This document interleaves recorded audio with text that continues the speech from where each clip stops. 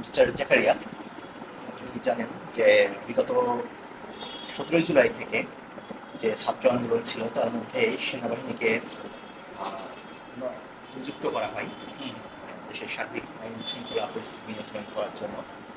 তো এই আন্দোলনের পরিপ্রেক্ষিতে আপনি জানেন যে বিগত সরকারের যে প্রধানমন্ত্রী ছিলেন শেখ হাসিনা, উনি বিগত 5ই আগস্ট দেশ পরিত্যাগ করার পরে পরবর্তীতে 8ই আগস্ট একটি অন্তর্বর্তীকালীন সরকার গঠন হয়। 9 আগস্ট। 9ই আগস্ট এবং Nobel laureate professor doctor Yunus অন্তর্বর্তীকালীন সরকারের প্রধান উপদেষ্টার দায়িত্ব গ্রহণ করেছেন। তো ইতিমধ্যে সেনাবাহিনী যদিও সেই 19 তারিখ থেকে তার ভূমিকা আইন শৃঙ্খলা পরিস্থিতি নিয়ন্ত্রণে কাজ করে যাচ্ছে, সহযোগিতা করে সহযোগিতা যাচ্ছে। করে যাচ্ছে। আসলে সরাসরি তারা কাজ করছে না, কিন্তু সহযোগিতা করছে। কিন্তু গতকাল অর্থাৎ 17ই সেপ্টেম্বর মাননীয় রাষ্ট্রপতি একটি প্রজ্ঞাপনের মাধ্যমে সেনাবাহিনীকে ম্যাজিস্ট্রেটি ক্ষমতা যেটা সেটা প্রদান করেছেন।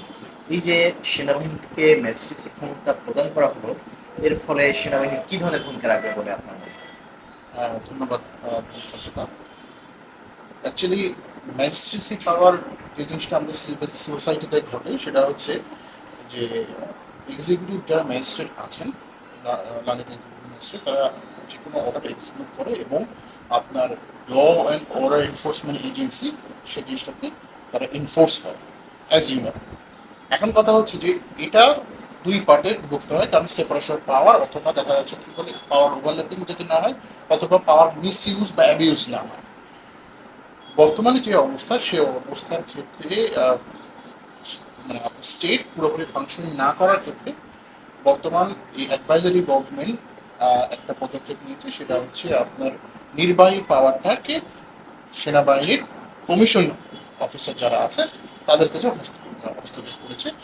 গত 17ই সেপ্টেম্বর তার মহামান্য মানে আপনি রাষ্ট্রপতি একটা প্রজ্ঞাপনের মাধ্যমে আপনি বলতে 17। যাচ্ছেন যারা সেনাবাহিনীর সাধারণ সৈনিক তাদের হাতে ম্যাজিস্ট্রেসি ক্ষমতা না, থাকবে না, না, তাদের হাতে না, শুধুমাত্র যারা commission commission officer. Officer that means তাদেরকে ফ্রম এই ম্যাজিস্ট্রেসি এক্স্যাক্টলি পাওয়ারটা ফ্রম সেকেন্ড লেফটেন্যান্ট কনফার করা হয়েছে।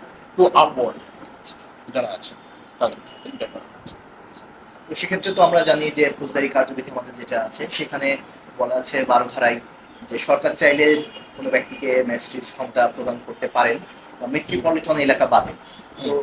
এবারে যে প্রজ্ঞাপন আসলো সেক্ষেত্রে কি সেনাবাহিনী মেট্রোপলিটন এলাকাতে তার ম্যাজিস্ট্রেসি পাওয়ার ইনফোর্স করতে পারবে না শুধুমাত্র ডিস্ট্রিক্ট শহরগুলোতে? শুধু মেট্রোপলিটন মানে ডিভিশনাল টাউন যেগুলো আছে, মেট্রোপলিটন সিটি যেগুলো, সেগুলো বাদে আপনার জুডিশিয়াল ম্যাজিস্ট্রেট যারা যেসব অঞ্চল বা জেলা শহর যেটাকে বলা হয়, সেই সব জায়গাতে আপনার সেনাবাহিনীর কমিশন প্রাপ্ত অফিসার তারা এই ম্যাজিস্ট্রেটি পাওয়ার আপনার পাওয়ার তো পেয়েছে এবং তারা এটাকে ইমপ্লিমেন্ট করতে পারে এবং তারা চাইলে সেটা একটা শাস্তি দিতে পারে। আচ্ছা, আমি পরবর্তীতে আপনার কাছে যে প্রশ্নটা রাখতে চাই সেটা হলো যে আসলে সেনাবাহিনী তো আসলে বাংলাদেশের জনগণের জন্য জনগণের বন্ধু হিসেবে আমরা সেনাবাহিনীকে জানি, এবং আমরা দেখেছি বিভিন্ন দুর্যোগের মুহূর্তে বা বাংলাদেশের সংকট মুহূর্তে সেনাবাহিনী সবসময় একটি গুরুত্বপূর্ণ ভূমিকা পালন করে। তো সেনাবাহিনীর যে ম্যাজিস্ট্রেসি ক্ষমতা সেখানে আসলে ফৌজদারি কার্যবিধির কিছু নির্দিষ্ট ধারা উল্লেখ করে দেওয়া হয়েছে, শুধুমাত্র ওই ধারাতে যে জুরিসডিকশনগুলো আছে সেগুলোই সেনাবাহিনী ম্যাজিস্ট্রেসিতে পাওয়ার ক্ষমতা প্রয়োগ করতে পারবে।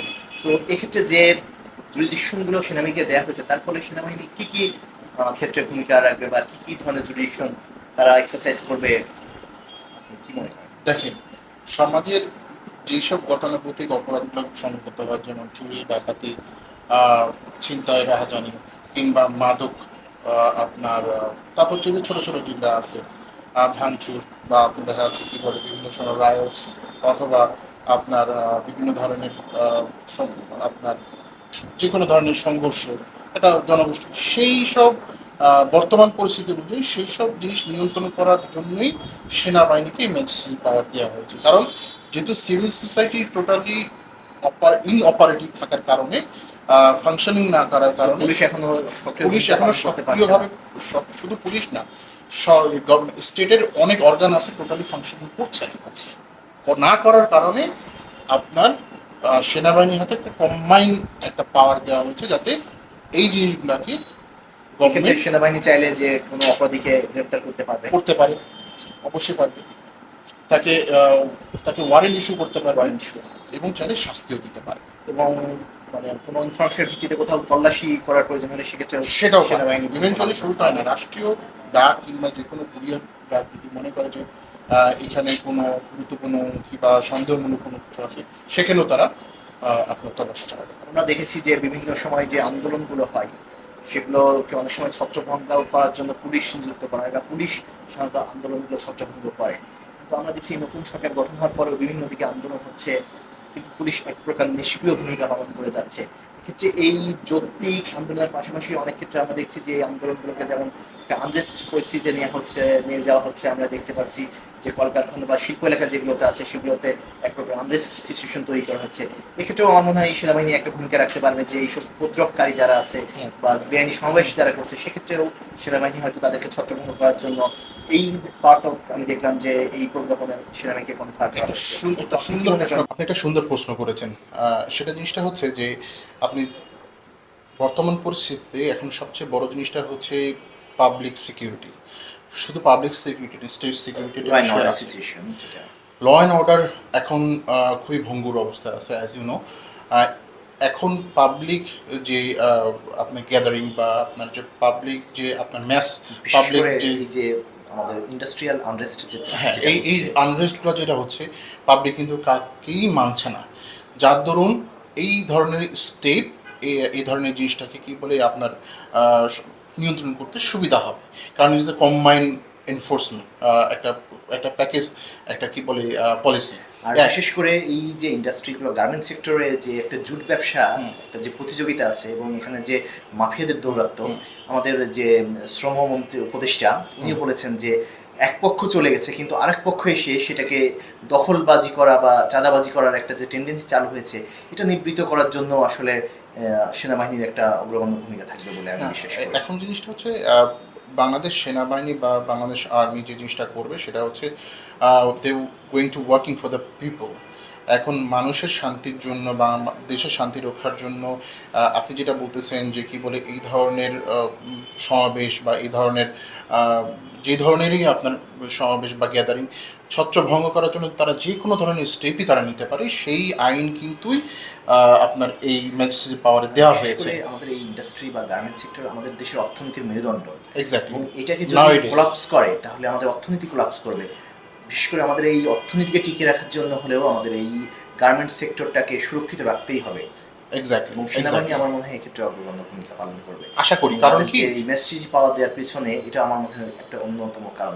না, ডেফিনেটলি কারণ কি এই ম্যাজিস্ট্রেসি পাওয়ার শুধু আপনার কি বলে দেশের শান্তি শৃঙ্খলা প্রতিস্থাপন করার জন্যই না, ঠিক আছে, দেশের মানুষ বা যে আপনি হয়তো দেখতেছেন বিভিন্ন জায়গায় কিন্তু আপনার ডাকাতি হচ্ছে, বিভিন্ন শিক কেটে হোক, দেওয়াল ভেঙে হোক, দোকানপাট আপনার কি বলে চুরি হচ্ছে। এই সময় দেখা যাচ্ছে মানে স্টেটের বিভিন্ন অর্গানগুলা ঠিকভাবে ওয়ার্ক না করার কারণেই আপনার মানে মানুষ খুবই ভোগান্তির মধ্যে পড়তেছে, তারা ঠিকভাবে নিরাপত্তা না পাওয়ার কারণে। আমার মনে হয় এই অ্যাডভাইজারি গভর্নমেন্ট এই ধরনের কি বলে পদক্ষেপ নিচ্ছে। তো ধন্যবাদ মিস্টার জাকারিয়া আপনার এই সুন্দর বিশ্লেষণ করার জন্য।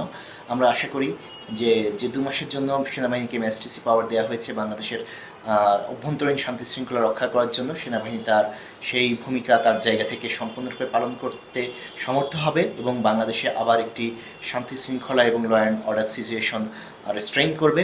তো সেই প্রত্যাশা রেখে আমি অ্যাডভোকেট বিবেক এবং আমার সাথে আছেন ব্যারিস্টার জাকারিয়া, আমরা আপনাদেরকে বিদায় জানাচ্ছি আজকের মতো। ধন্যবাদ, ভালো থাকবেন। ধন্যবাদ আপনার।